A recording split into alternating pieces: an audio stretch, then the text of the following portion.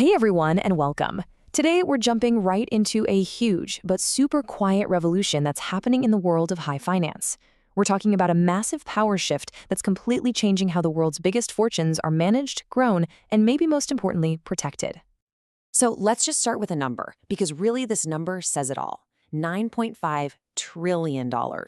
A recent Deloitte report projects that's how much wealth will be sitting inside these private family investment firms, these family offices, by the year 2030. That is just a mind-boggling amount of capital.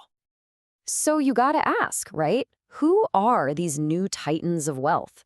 Because they're not the hedge fund guys or the big banks you read about in the news every day.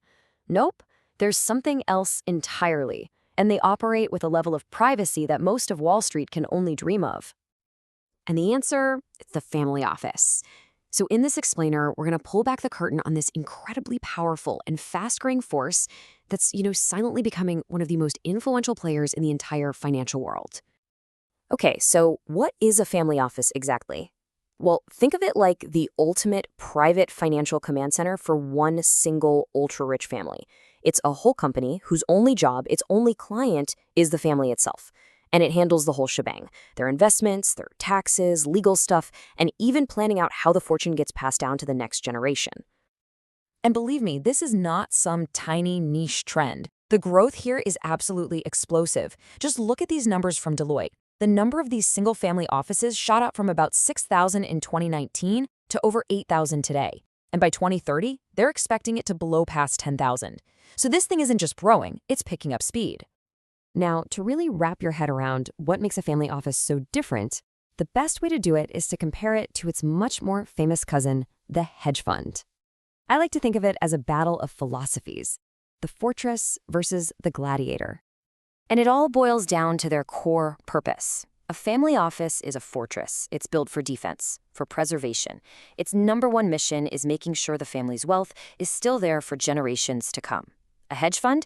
That's the Gladiator. It's built for pure offense, and it's judged on one thing: generating aggressive, short-term profits quarter after quarter. This completely different goal totally warps their sense of time. The fortress thinks in decades, maybe even centuries. Every single decision is weighed against how it's going to affect the grandkids' grandkids.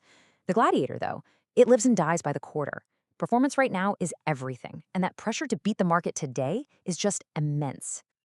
So when you put it all together like this, the differences are just crystal clear. A family office has one client, the family.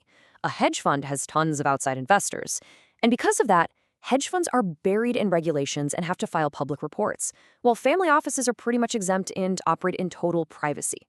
A family office does everything for the family, but a hedge fund is laser-focused on just one thing: managing investments.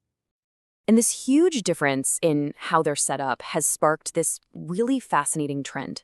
Some of the biggest names in the hedge fund world, we're talking titans like George Soros and John Paulson, have actually shut their funds down to outside money and turned them into private family offices. It's a story we can call the Great Hedge Fund Escape.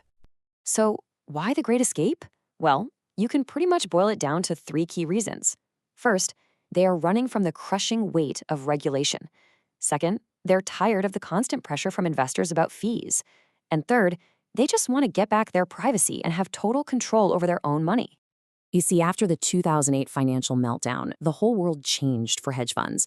All of a sudden, they were buried in expensive compliance rules and forced to file these super detailed public forms with the SEC.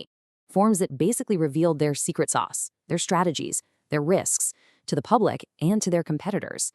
For a lot of these managers, it just became a massive headache. And this right here, this is the escape hatch. It's called the Family Office Exemption. It's a specific rule that basically says, hey, if you're only managing money for a single family, you don't count as an investment advisor in the same way. And that means, poof, you're exempt from SEC registration and all that painful reporting. It's basically a golden ticket to privacy and freedom. All right, so now we know why they exist. Let's look at what they actually do. Because once they're free from the tyranny of quarterly reports and angry investors, family offices get to play by a totally different set of rules, a unique investment playbook designed for the long, long haul. And you can see just how different their approach is by looking at where their money goes. Check this out. According to survey data, a whopping 44% of their assets are in what's called alternatives. This is not your typical portfolio. This is a huge bet on things like private equity, venture capital, and buying chunks of private companies directly, assets you can't sell tomorrow, but that have the potential for massive long-term growth. So, what do these alternative strategies actually look like in the real world?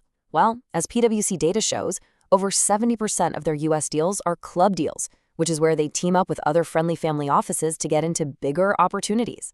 They love buying into private companies directly, cutting out the middleman. And more, they're letting their values guide their investments, with over half of them now doing impact investing in things like clean energy and healthcare. And all this complex financial strategy, this obsession with privacy and long-term thinking, it all leads to the final and maybe the most important piece of the puzzle. It all serves one ultimate goal: to solve a problem that has plagued wealthy families for centuries.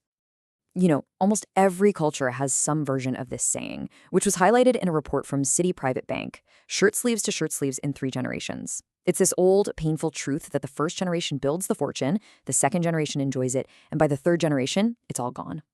Breaking that cycle is the absolute holy grail for these families. So when you get right down to it, the family office is way more than just a fancy investment fund. It's a modern machine, a structure designed specifically to fight that historical curse. It's built from the ground up for legacy, not just for next quarter's returns. And that leaves us with one last really big question to think about. As these private financial fortresses keep piling up trillions of dollars, all operating away from the public eye, you have to wonder, have the ultra-rich finally figured out a way to break that generational curse? Can these new structures actually make wealth immortal? Well, only time will tell.